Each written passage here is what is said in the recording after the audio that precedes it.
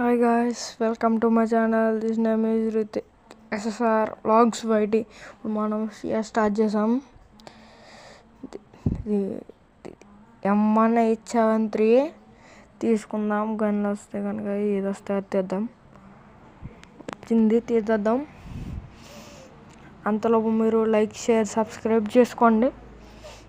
మనం అంతలోక గేట్లో వదలరారే అంతే. Right side వెళ్దాం. అటు ఉన్నారేమో ఎనిమిస్, అటు వస్తారేమో. నడు మళ్ళీ